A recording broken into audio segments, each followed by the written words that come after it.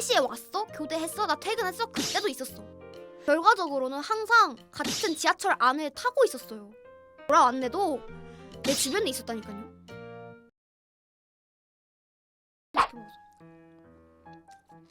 일단은 동생들한테는 인기 많았어.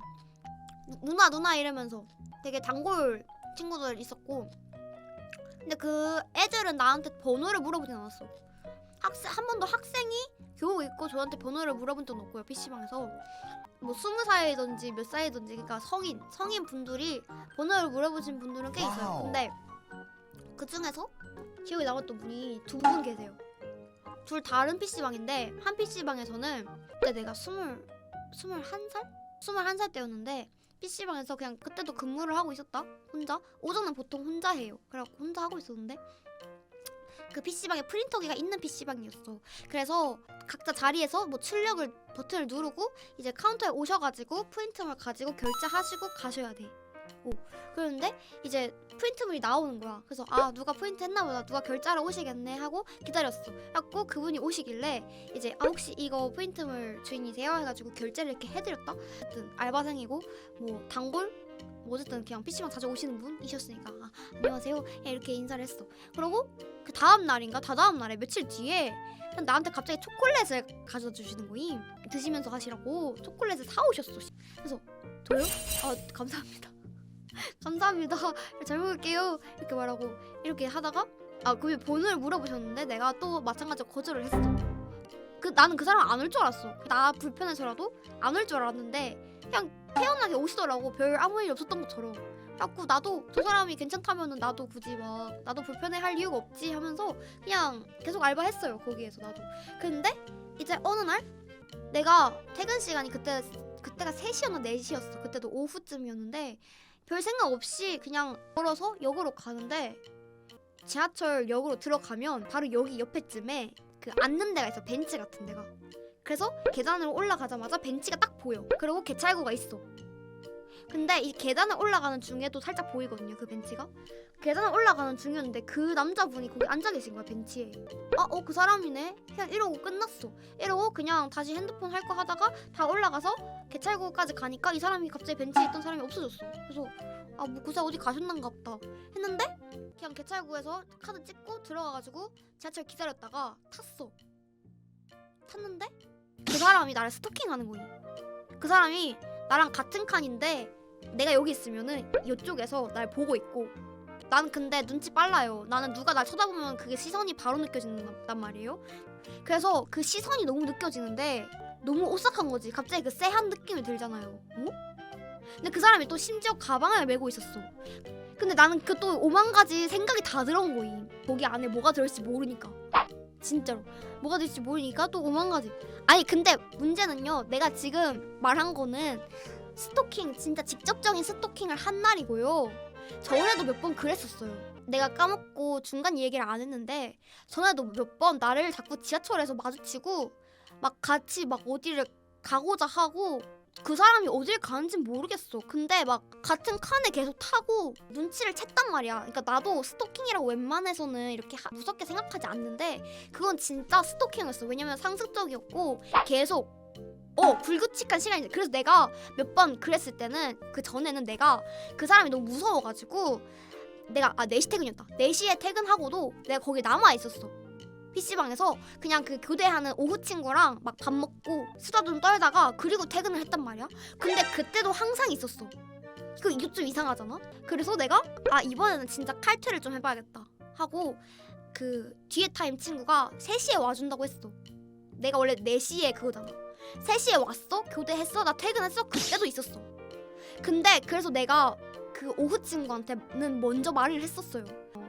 카운터에서는 컴퓨터 킨 사람 정보가 이름 정도는 보여요. 그래서 이 사람 있잖아, 조금 무서워, 약간 이런 식으로 이 친구한테는 말을 해놨었어. 그래서 이 친구가 걱정이 되니까 이 친구도 신경을 썼단 말임.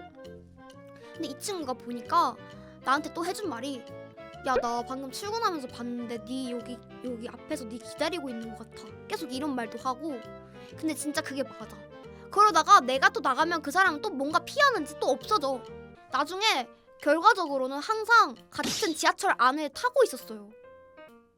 뭐 너무 무서운 거야. 막 그래서 무섭다고 어쨌든 그 인지하고 있었어. 인지하고 있다가 이 마지막 날이 터진 건데요. 그 사람이 똑같이 같은 칸을 탔어. 근데 그 사람 나 아는 척 안 해. 솔직히 진짜 우연으로 마주쳤으면은 아는 사람이면은 안녕하세요 어디 가세요? 이렇게 물어볼 수도 있잖아. 근데 단 한 번도 날 아는 척 안 해. 내가 그래서 일부러 그 사람한테 내가 먼저 아는 척 해보려고 그 사람을 보잖아? 그 사람 눈 피해. 심지어 여기서 진짜 확신했던 건데 만약에 예를 들어서 충무로 여기 3호선 4호선으로 알고 있거든요. 이렇게 예를 들어서 여기 PC방에서 충무로까지 갔어. 여기서 뭐 예를 들어서 뭐 4호선으로 환승을 해야 돼. 그러면은 내가 핸드폰을 하다가 충무로에서 내렸어야 되는데 깜빡하고 못 내렸던 적이 있어. 다시 돌아가자 해서 충무로 다시 갔다가 내가 다시 집으로 환승한 적이 있거든요. 근데 소름 돋았던 게 그럴 거면은 그 사람이 만약에 나랑 가는 방향이 항상 똑같았으면 항상 그 충무로에서 그 사람은 내렸어야 돼. 뭔 말인지 알아요?